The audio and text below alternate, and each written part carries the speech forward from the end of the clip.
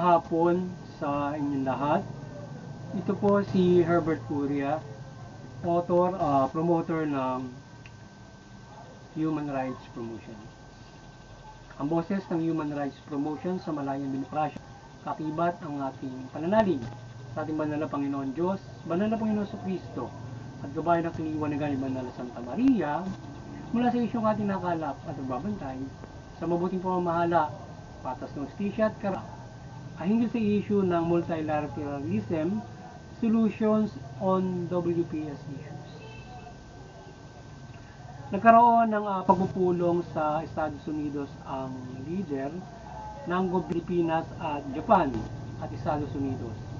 At dito ay nagkaisa silang ipahayag ang pagpapatigil sa China sa maras nitong hakbangin laban sa Pilipinas on South China Sea or WPS. So yun, ito yung tinungayan topic natin na nagkaroon ng multilateral o yung solusyon na multilateralism na kung saan ay nagkakaisa itong ating bansang Pilipinas with Japan and Estados Unidos, maging yung Australia, na kung saan ay nagkaroon ng tripartite yata pagpupulong ang Pilipinas sa Japan at saka Estados Unidos sa US ito nakaraang araw. So ngayon nagkaisa sila na suportahan ng Pilipinas sa dun sa concern nila sa West Philippine Sea o South China Sea, na patigilin ng China dun sa kanilang ginagawang karahasan. So yan. So sinabi din ni Estados Unidos na ang pag-aatake ng China sa sakyang pangipawid at dagat ng Pilipinas ay nag-uudyok na pag-ibayuhin ang MDT o Mutual Defense Treaty ng Pilipinas at ng Estados. So ang tatlong leader ay concerned sa isinasagawang agresyon ng China sa WPS o sa China Sea. Ang illegal nilang hakbangin na i-claim yung karagatan ng PDC natin, o nasabing karagatan ay hindi mabuting hakbangin ng China at ginagamitan pa nila ng lahat. So yun, ayon sa kanila ay hindi magandang hakbangin yung ginagawa ng China. Nagagamitan ng lahat yung kinang sinasabi natin last line, sakop yung ating EEC, which is mayroon tayong UNCLOS o international law na yung bawat mga bansa at land and in sea ay mayroong extended rights na pag-aari sa mga karagatan. Kaya yung EEC nga, Exclusive Economic Zone. So ilang miles yan from our sea territory na additional ay kiniklaim ng China. Kanila raw yun. So they are not respecting the international law or the UNCLOS for that. So kaya ngayon ang masama naaras tayo doon sa ating ayaw nila na tayo ay makapangisda or tayo ay pumasok sa exclusive economic zone natin. So yan yung problema natin na hinaharas tayo ng China. So ngayon ang naging solusyon ay yung pagtulong sa atin ng Japan, Estados Unidos to implement the UNCLOS. Kasi ang usually dapat ito ay yung kapatukan niyan. So ngayon nanawagan yung Estados Unidos sa Japan at Pilipinas, China na respeto ang arbitral tribunal o usapin ng UNCLOS na ang nasabing mga EEC ay sinasakop ay sa Pilipinas. So nananawagan yung ang Pilipinas, Japan, Estados Unidos sa China na respeto yung international ruling o yung international law, yung UNCLOS ng arbitral tribunal na kung saan ay pumapabor sa Pilipinas yung pagpapatupad ng EEC na ating EEC sinasakop ng China. So respect iyon ng China ang ating international law, which is yung EEC natin o yung pinagtatalunan na gusto mong sakupin ay sa atin through the UNCLOS nga. So yun ang panawagan nyo. Ngayon ang mahalaga diyan ay yung UN ay makialam at i-implement yung kanila pinaboran sa tribunal na UNCLOS nga sa arbitrary tribunal na sa Pilipinas yun. So dapat yung patubag nila yun. So ngayon ang Human Rights Promotion ay maring sumusuporta sa mabuting mga patas ng hustisya at karapatang pantao. At sa issue ito ng multilateralism o pagkakaroon ng Estados Unidos sa Japan at Pilipinas at maging Australia at iba't ibang bansa ay nakiisa sa Pilipinas sa karapatan nito sa WPS o EEC nito na ayon sa deklarasyon ng UNCLOS at pagkapanalo nito sa arbitral tribunal ay mahusay na hakbangin upang ang China at ay respeto ang ating EEC o international rules. So yon. So ang itong mga bansang ito na tumutulong sa Pilipinas, maliban sa ito ay kaibigan nating bansa kagaya ng US, sila ay kaisa sa pagpapairal ng UNCLOS. So mahalagang bagay yon. But at sila ay makatulong para tayo ay hindi harasin ng China sa ating pagpapatrol sa ating pag-occupy ng ating ng ating EEC. So mahalagang bagay yung pakiisa ng mga bansang ito upang tayo magsaboses sa China at tayo tulungan na hindi tayo maharas nila. So ngayon ay higit ay dapat yung mga bansang yan ay magsaboses sa UN para i-implement nila yung AUKUS doon sa ating dito sa ating karagatan na kung saan ay sasawayin nila itong UN. Itong China sasawayin ng UN para hindi haras doon. Tayo ay yung ating teritoryo ay mapangisdaan at magalawan natin ng walang gumagawa ng hakbangin na ganyan o karahasan. So dapat yung UN ay pumagitna. So yung multilaterality na ito ay ipagpatuloy na pakikibayo sa United Nations implementation of UNCLOS in peaceful, table at in force. Dapat iparating at isaboses ng mga leader ng Estados Unidos at Japan at maging Australia at ang bansa sa UN na ipatupad nito ang UNCLOS sa usapin sa WPS in peace or even in force. Ang dapat ay pag-ibayuhin ng yung implementation ng UNCLOS at yung pagpabor ng arbitrary tribunal sa Pilipinas ng EEC.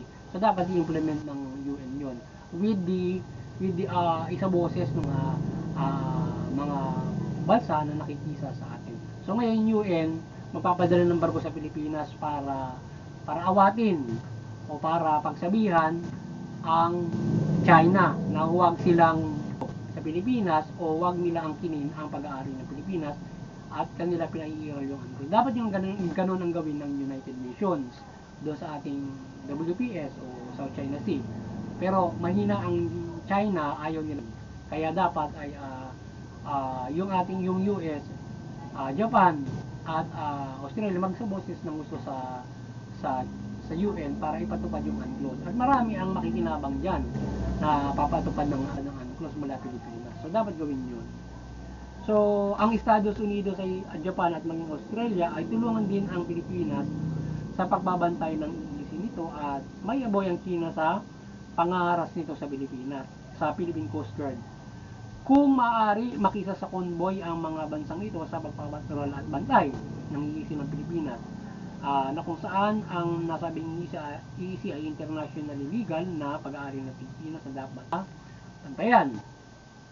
So hindi naman siguro masama makiisa yung mga bansang yan, hindi lang sa pagsasabotes, hindi lang sa balikatan, kundi makikombine nila sa pagpatrol ng ating sariling ng ating EEC o yung ating pag-aari na yan para hindi mangharas yung China. So yun ang gawin para hindi nangharas yung China at ating mapag-arian yan. So ganun sila tumulong. Ngayon kung yun naman ay legal na ating yun, so wala naman dahil sila ay ating tulong nila sa atin. Ngayon kung ito ay magpapataas ng agresyon, ay yung UN sila ang dapat na manguna na tumulong sa Pilipinas para iaboy yung China roon at kanilang doon yung UN, yung UNCLOS implementation. Okay? So ang barko ng UN ay malaking tulong din na iaboy ang China Coast Guard sa EEC ng Pilipinas. Ang UN ay mahina station in field na maharang ang pangaharas ng China Coast Guard sa Philippine Coast Guard at maging mangisda, etc. activities ng pamalaan at private Filipinos sa nasabing EEC. So kaya yung UN para implement yung UNCLOS doon sa WPS na pinagpapatulan.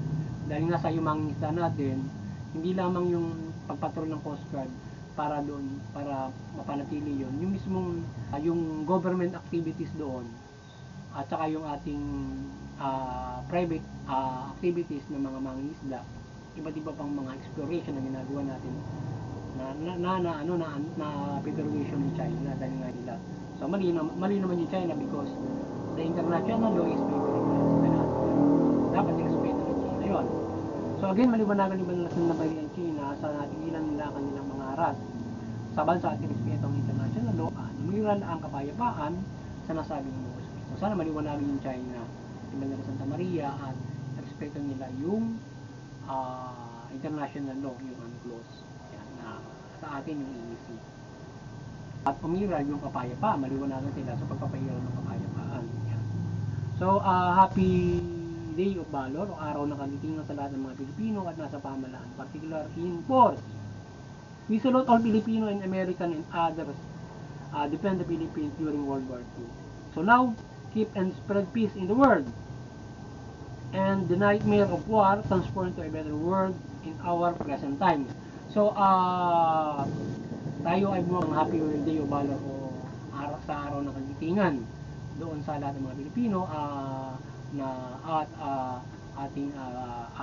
tayo ay sumasaludo at nagbubuhay sa ating mga magigiting ng mga bayani na dumep sa ating bansa during World War II mula doon sa Bataan at saka doon sa Corregidor o lahat ng dumepensa sa ating bansa mula ng panahon ng Hapon. Yan, at sinasaludoan natin sila at tayo ay nakipaparangal sa kanila niyaan at tayo ay patuloy na kilalanin ang kanilang kagitingan na ito ating sa buhay ito, tigitan pa natin ito para protektahan natin ang ating bansa laban sa mananakop na naisakupin ng ating direct.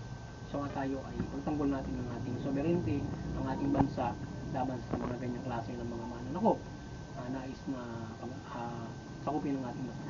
Lalo na maharap natin ngayon nung ginagawa ng China, tayo ay magkagitingan para maharap natin ang China. So, but kagitingan natin tayo ay masyadong violent, hindi naman, hindi peaceful.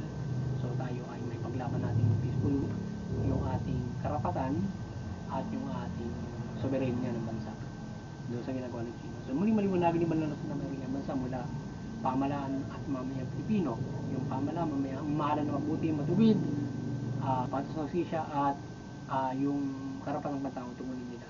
Yung mamayang Pilipino, sumunod tayo sa pamahalaan, suportahan natin yung karapatan ng tao at mabuting pamamahala. Sa gayon, iiral yung kapayapaan. At kung mayroon yung kapayapaan, magkakaroon ng madaling pagunlad at kasaganaan at kaunlaran yung ating bansa. Mamumay tayo ng kasagana at mapayapa. So, yun. At naayon sa ating mga karapatan.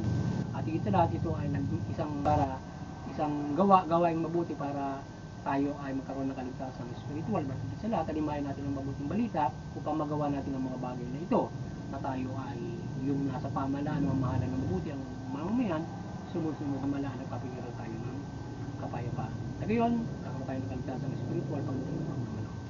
Magandang hapon sa inyo lahat at muli sana ay nakapagsabawas naman ang human rights promotion sa linggong ito, dito sa isang ito ng multilateralism solution on WPS.